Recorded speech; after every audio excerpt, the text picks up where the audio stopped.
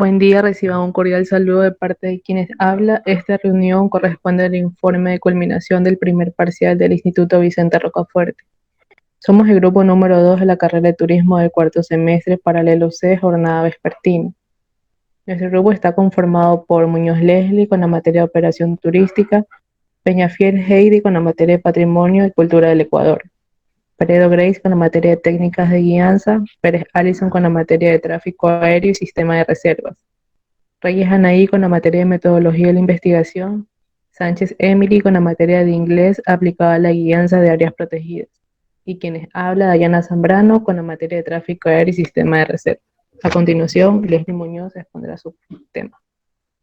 Buenas tardes, profesores. Me llamo Leslie Muñoz.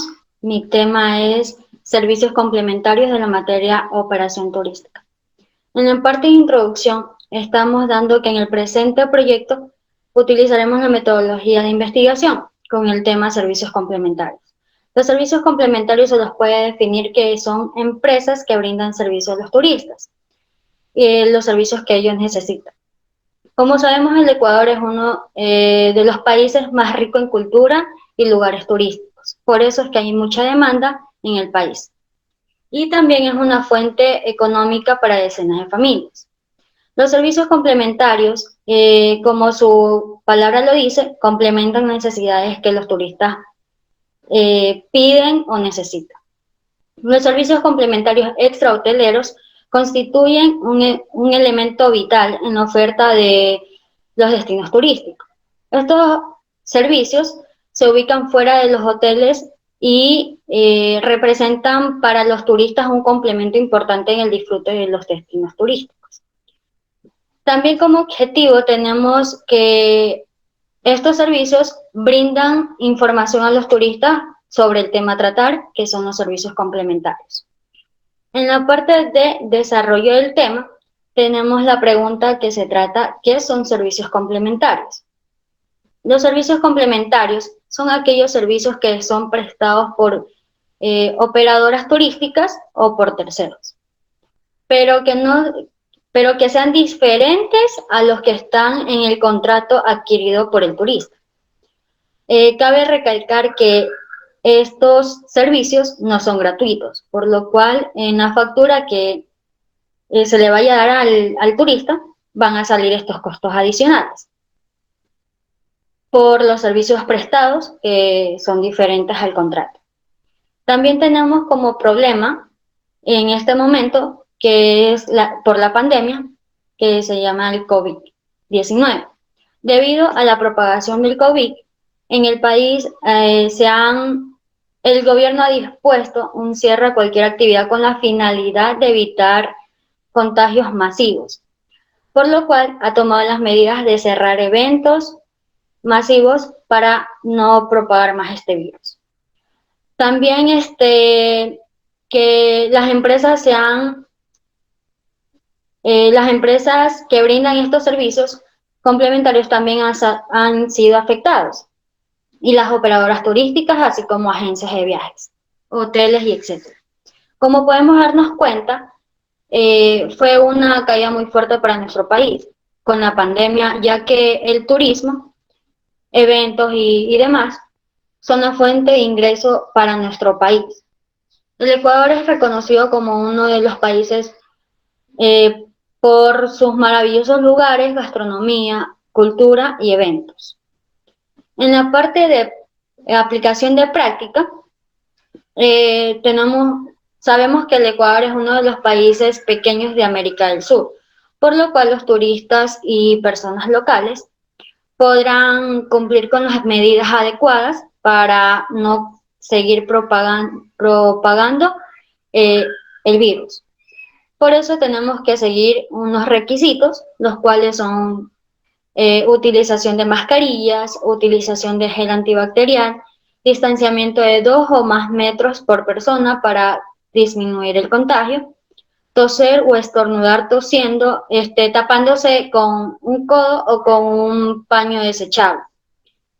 Utilizar alcohol para desinfectarse las manos y también para el lugar donde vayan a estar. Lavarse las manos muy frecuentes, hacerse también la prueba rápida que no quita mucho tiempo.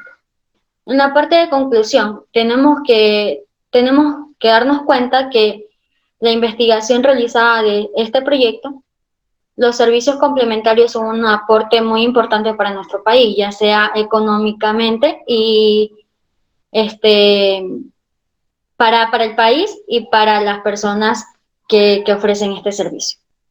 Los servicios complementarios, aparte de complementar, como bien dice la palabra, a los turistas, también ayudan con la economía de nuestro país. También estos servicios que son hoteles y servicios complementarios son un aporte muy importante para nuestro país. Gracias.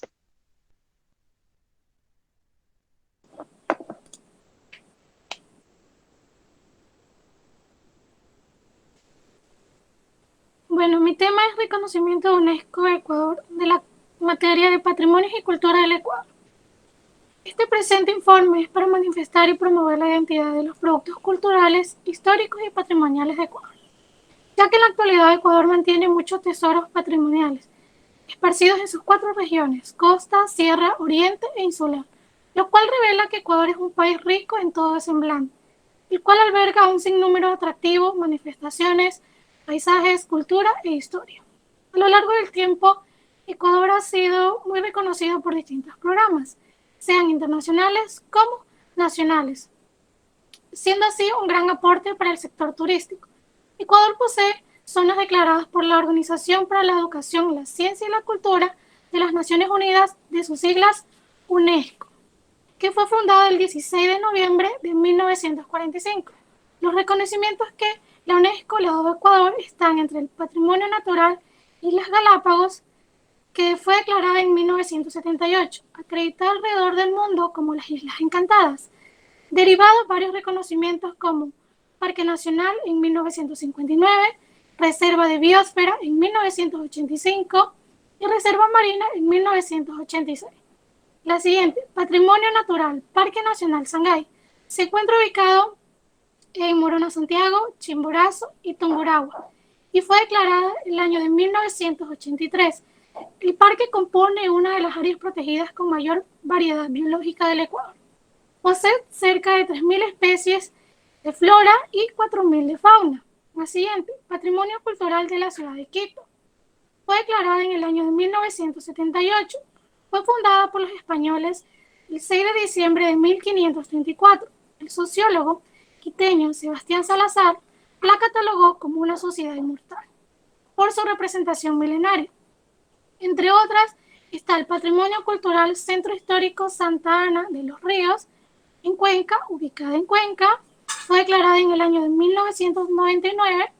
La creación de la proyección urbana en el Renacimiento de América se halla en un grupo de conjuntos de edificaciones de modo colonial y de los barrios artesanales. La siguiente, Patrimonio Cultural Camino del Inca, fue declarada en el 2014. La custodia Bolivia, Argentina, Chile, Perú, Colombia y Ecuador. Es la red de caminos más antiguos de América, recorrida por todo el imperio Tahuantinsuyo. La siguiente, Patrimonio Cultural Inmaterial, tejido tradicional del sombrero ecuatoriano de paja toquilla.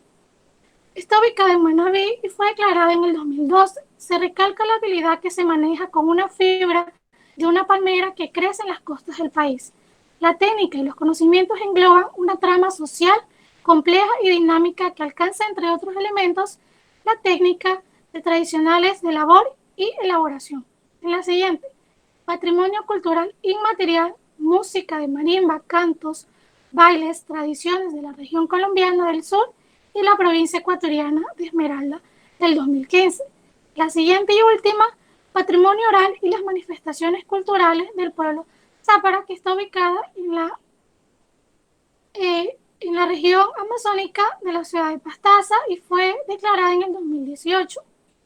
Como aplicación práctica, se puede una propuesta para implementar un recorrido de los reconocimientos de la UNESCO a Ecuador, para que los turistas nacionales como internacionales conozcan más a fondo de nuestros bienes heredados, con el fin de proteger, conservar y transmitir de generación en generación.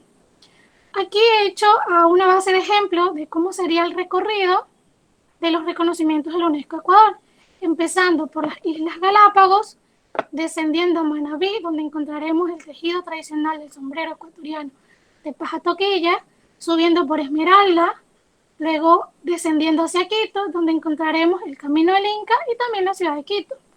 Luego deslizándonos hacia el Parque Nacional Sangay, que está ubicado entre Chimborazo, Tungurahua y Morona, Santiago. Luego deslizándonos por Cuenca, donde encontraremos el Centro Histórico de Santa Ana, de los Ríos de Cuenca. Y por último, Pastaza, encontraremos las manifestaciones culturales del pueblo Zappa.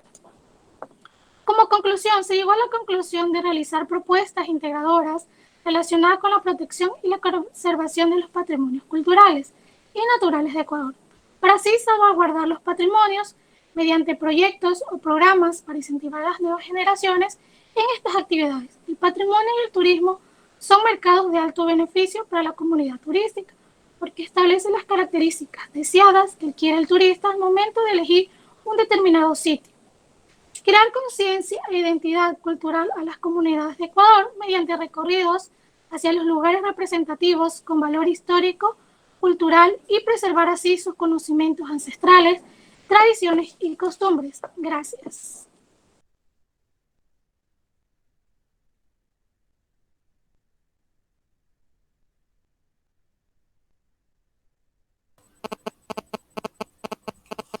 Buenas tardes, profesores y compañeras.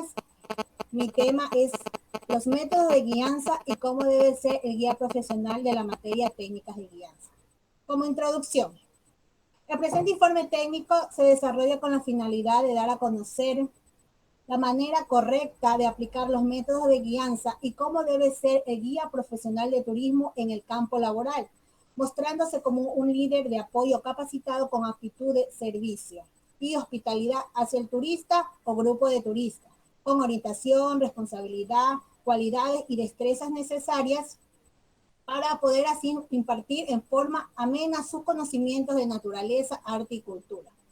Con el objetivo de mostrar a la sociedad en forma específica y clara los requisitos, métodos y técnicas que debe cumplir el guía profesional de turismo para seguridad y tranquilidad de los turistas. Finalmente, se busca realizar campañas para la reactivación de la industria del turismo por motivo de la pandemia del COVID-19 para generar la confianza en las personas para que de nuevo viajen y ponerse a cargo de un guía. Como desarrollo del tema, tenemos que empezar por el principio. ¿Qué es la palabra guía? Y según la RAI, viene del origen gótico vitán, que significa vigilar, observar.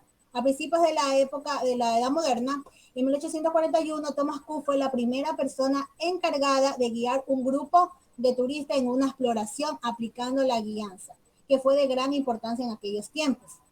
Los requisitos para ser guía profesional son título profesional en turismo o áreas afines, que esté inscrito en el Registro Nacional de Turismo, que posea la licencia de guía de turismo, tener una fluidez por lo menos de un idioma extranjero, conocimientos de primeros auxilios y ser intérprete del patrimonio cultural y natural. Ahora les voy a dar a conocer los métodos de guianza. Como tenemos la imagen y lenguaje corporal, estos dos puntos van de la mano porque el guía profesional tiene que mostrar un atuendo acorde al lugar que va a visitar con el turista. Tiene que evitar los excesos, tener una postura erguida y cómoda, no estarse apoyando en ningún lugar. Expresarse con naturalidad, no hacer ni gestos ni movimientos extraños que van después a distraer a la audiencia. Un tip de ayuda es grabarse o practicar en el espejo para así después mostrar sus fallos y poderlos corregir posteriormente. Otro método tenemos la voz y la mirada. El guía tiene que tener un volumen de voz adecuado para hablar pausadamente, hay que pronunciar bien las palabras con dicción, con ritmo y gracia, evitar las muletillas y modismo y sobre todo no gritar. En la mirada tiene que tener una conexión con la audiencia mediante el contacto visual, porque así va a manejar la interrelación del guía y el turista. No tiene que evadir la mirada porque eso va a reflejar miedo y falta de preparación y el turista se va a sentir incómodo con esa situación. Seguimos con otro método como es la atención al turista, que es muy importante la facilidad de comunicación. Tiene que ser sociable, ético y tener paciencia. Hay que practicar la empatía y mostrar siempre una sonrisa, que sería su carta de presentación.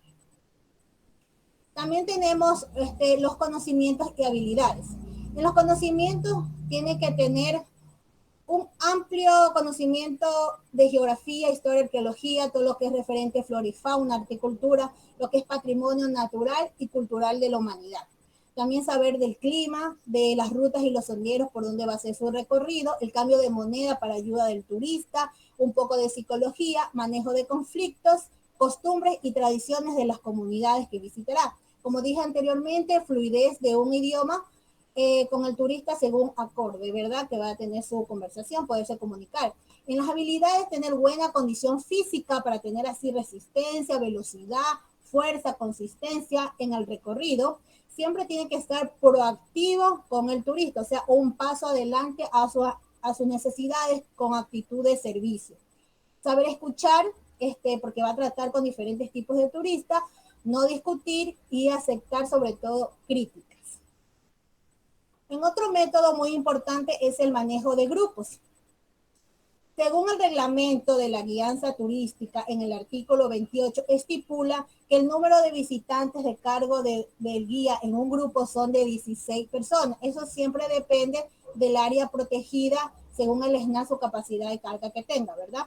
Cuando el guía tenga su grupo de personas, va a tratar de diferentes edades, y cuando ya los tenga fijos, tiene que primero implementar las reglas a seguir, darle todas las indicaciones para que no haya accidentes posteriormente. Después lo identifica con sus nombres y cuántos números de personas lleva a su cargo, caminar al frente pausadamente y detenerse cuando vaya a hacer alguna acotación o responder alguna pregunta o inquietud del grupo de turistas. Se dividen en infantes, adolescentes, adultos y tercera edad. En los infantes y adolescentes siempre hay que tener el grupo unido, si hay unos niños inquietos en la parte de adelante con el guía para tenerlos en cuenta y hacer descanso de unos 10 minutos por el recorrido.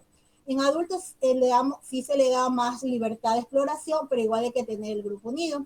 En la tercera edad tienen que estar muy atentos de las personas que estén con dolencias, y el guía lo tendrá junto a él para constante observación y hacer recorridos de unos 15 minutos aproximadamente. Bien, en la aplicación práctica hay una propuesta de reactivar la guianza en tiempos de pandemia.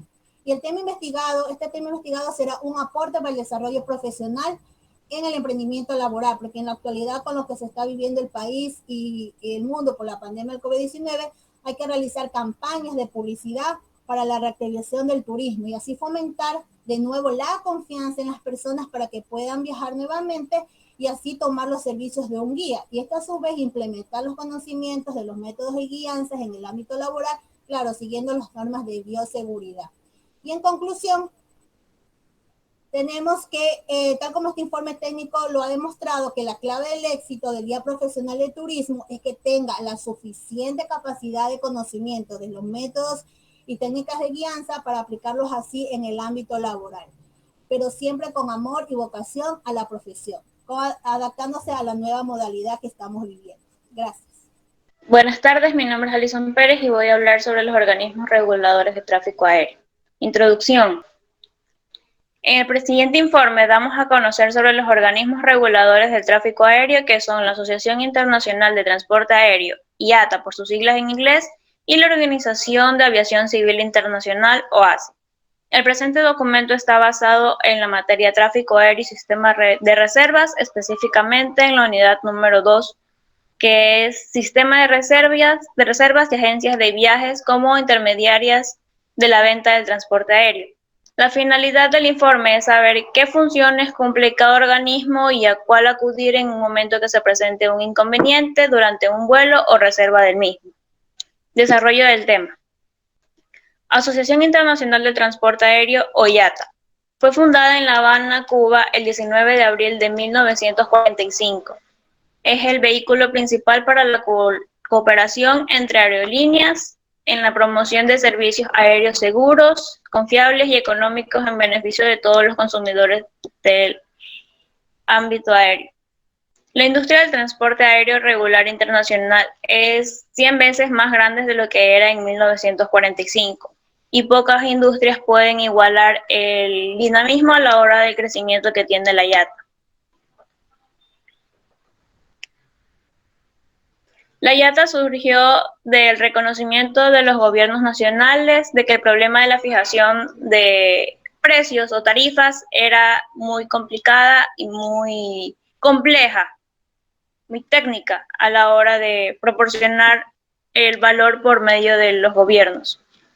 Está integrada por 260 transportistas aéreos que representan el 83% del tráfico aéreo total. La organización ocupa muchas esferas en la actividad del sector de la aviación y ayuda a formular políticas sobre las cuestiones decisivas que afectan al sector. La Organización de Aviación Civil Internacional, OASI, es un organismo especializado de la ONU creado por los estados en 1944 para ejercer la administración y velar por la aplicación del Convenio sobre Aviación Civil Internacional, o conocido también como el Convenio de Chicago.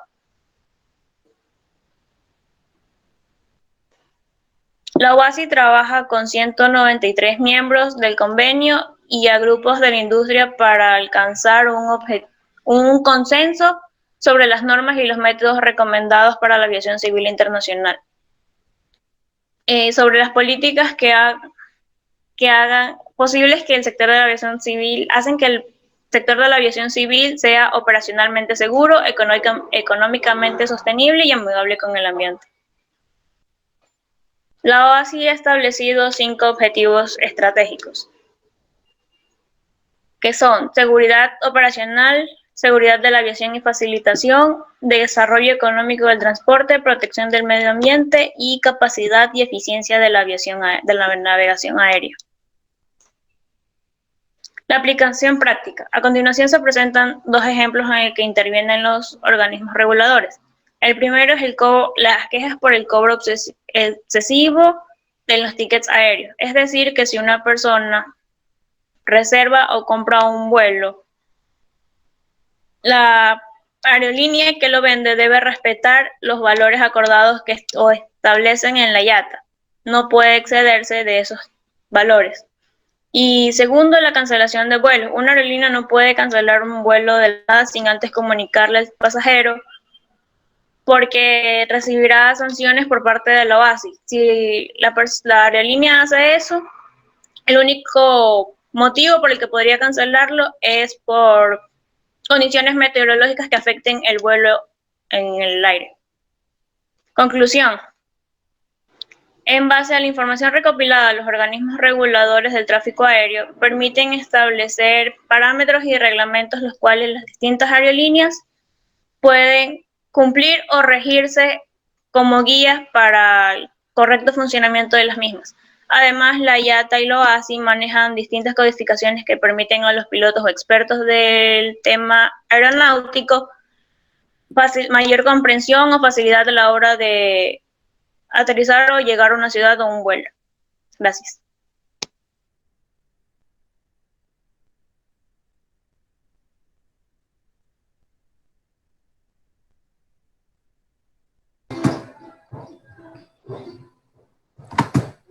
Buenas tardes, yo voy a hablar sobre las variables de la investigación de la materia metodología de la investigación.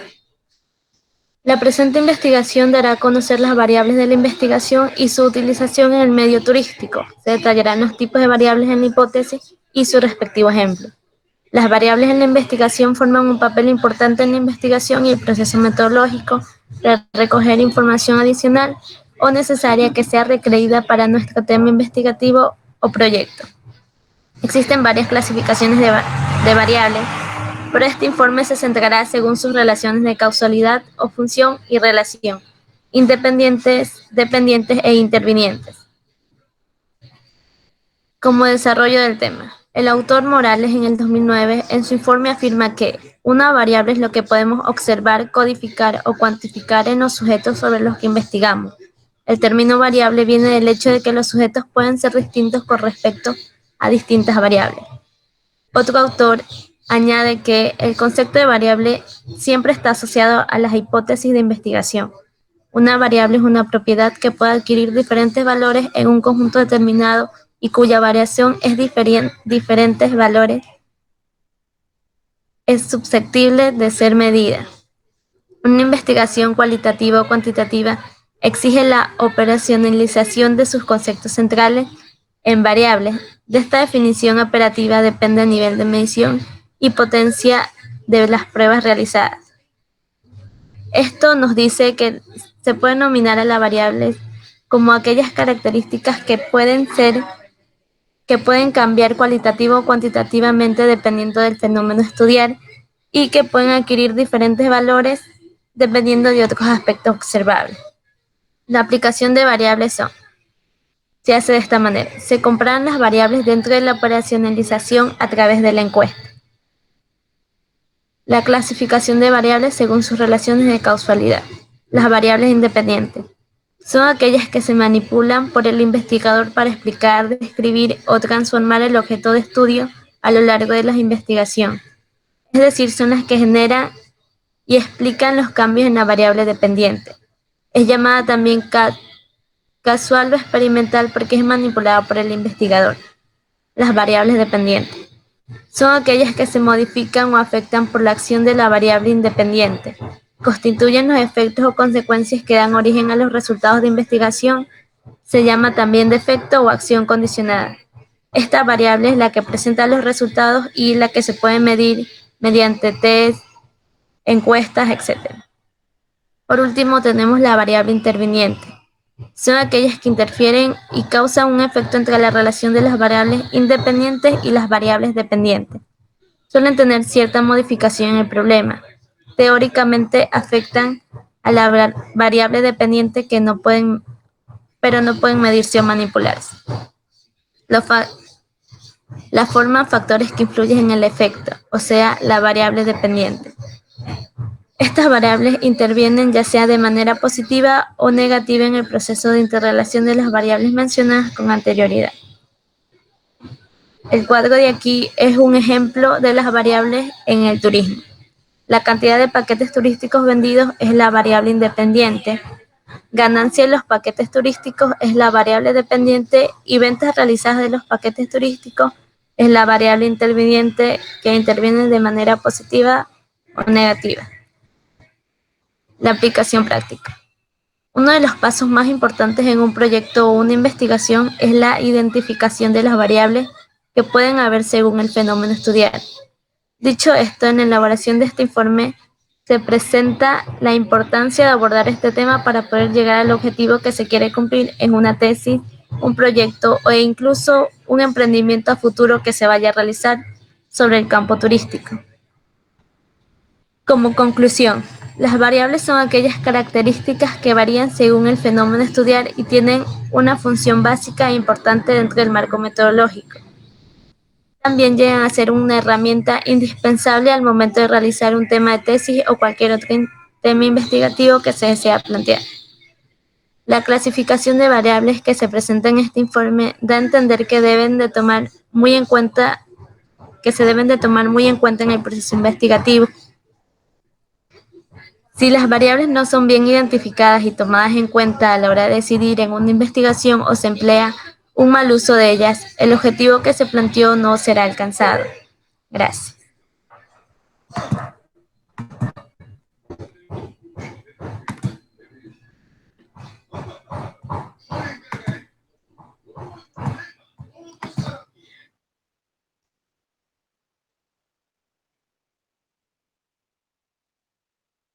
Good afternoon. My name is Emily Sanchez. My subject is English.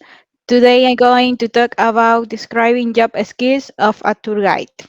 Introduction. The importance of tourist activity requires an excellent organization in its development, the preservation of tourist places, the planning of visits, the development of new attractives, for which it is necessary the professional human contingent in the respective branch, among which the presence of the professional tour guide plays a major role importance within the value chain that is tourism. In this sense, this work aims to make a contribution to the general aspects of professional guiding, synthesizing the main characteristics, function, typology, as well as the main general techniques and tools typical of guiding and leading tourist groups, based on direct research and documentary. The reader will find in this work complete, precise, and practical information regarding the central theme.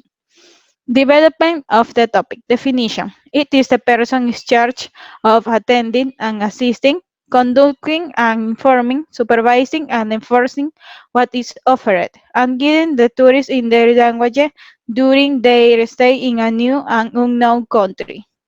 Features. The tour guide must develop a fairly solid value system and a comprehensive competency system in parallel. Among the main values we can highlight honesty, responsibility, solidarity, justice, cultural identity, among others. In the field of competence, the tour guide must develop competence in three general aspects. A. Service attitude. B. Knowledge applied to tourism. C. Abilities. Importance. It is important because it has a mission to inform, direct and guide the tourists about the point of view. The guides help tourists to solve their problems that may arise during the trip. They point out each point of the country, such as monuments, castles, mountains, beaches, lakes, historical sites, etc. Types of guides. According to the area in which they carry out their activity, the guides can be a fixer or site guides.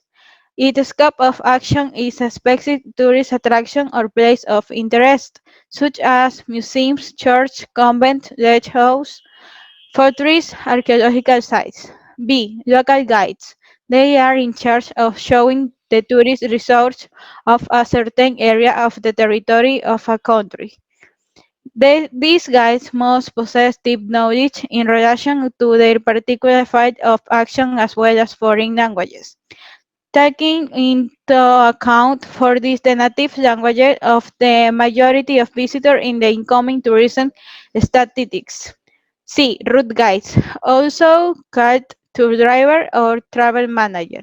They are those in charge of developing a tourist trip, multi-destination, circuit or tourist corridor in accordance with the itinerary established by the travel agency, being able to make change in schedules and order of the route if necessary, direct the group, coordinate and carry out quality control of the service that make up the tourist packages. Tour guide function. A. Driver the scientific tour, which implies a theoretical and empirical knowledge of the physical space and the characteristics of the environment in which the visit or tourist route take place, distance, travel times, weather, traffic, mass events, etc. B. Provide information about the points of interest on the tour and explain the attraction. For this, the guide must have previously acquired a wealth of scientific, technical, and popular knowledge, mystical tourism, rituals, and traditions, which should be focused preferably, although not exclusively scientifically. C. Accompaniment and lunch and or dinners. D. Tourist assistant. It involves helping the tourist in whatever way possible, such as helping him communicate with the restaurant waiter, helping him carry out a currency exchange operation, providing first aid if necessary, etc. Practical application. The guides offer an informative and entertaining tour in a certain area. They offer friendly and courteous treatment to visitors, and their aim is to make your visit enjoyable. Sometimes tour guides are giving guidelines on what information to offer during tours. Other times they have full control over the content. In this case, it is necessary they to do research on the matter and gather the appropriate information. They can make their tours more interesting by using complementary visual aids such as photographs or diagrams, for example. Guide must be prepared to answer questions from visitors. Questions can range from a specific item of interest to a general historical query. If they don't know the answer, they sometimes offer guides for the visitor to discover the information for themselves. Guides are responsible for the health and safety of visitors. Some, provided they have the proper qualifications, can offer first aid. Tour guides are sometimes responsible for keeping the place they teach clean and tidy. Conclusion. Finally, it must be emphasized that the performance of a tour guide, whatever his specialty, depends largely on the attitude of service, empathy, and the ability to establish interpersonal relationships that he develops. In the absence of these prerequisites, neither highlight developed knowledge nor skills can guarantee a high and desirable level of tourist satisfaction. Thank you.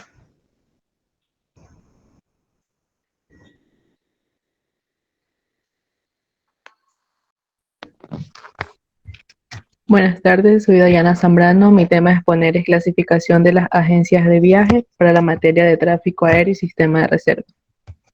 Como introducción tenemos que el siguiente proyecto investigado se basa en la gestión de destinos cuya misión es potenciar el turismo nacional y brindar servicio de calidad al turista. Y que demás colegas tengan la oportunidad de una oferta laboral y poder desempeñarse lo mejor posible en el campo turístico. Porque si en un futuro la persona que llegue a ejecutar estas labores se enfrentará sin temor y con los conocimientos necesarios para desempeñar bien su labor y no tener mala experiencia de no haber entregado un buen servicio y enfrentarse a una multitud de clientes insatisfechos. Deseando que el presente trabajo cumpla el objetivo y expectativa por el cual fue creado y sirva para el conocimiento de los siguientes estudiantes de turismo en el futuro. Como desarrollo tenemos que las agencias de viajes se dividen en tres, los cuales son agencias de viajes mayoristas, que son las que se encargan de organizar viajes, pero no venden su producto al cliente final, sino que lo hacen a través de agencias minoristas. Contamos con las agencias de viajes minoristas, que estas son las que su única función es de vender los paquetes turísticos creados por la agencia mayorista al cliente. Las minoristas pueden crear pequeños paquetes compuestos de servicios turísticos, pero sueltos. También contamos con las agencias mixtas, que se encargan de organizar y prestar servicios y son intermediarias entre los mayoristas y minoristas. Es decir, se encargan de vender al cliente los viajes que ellos mismos organizan.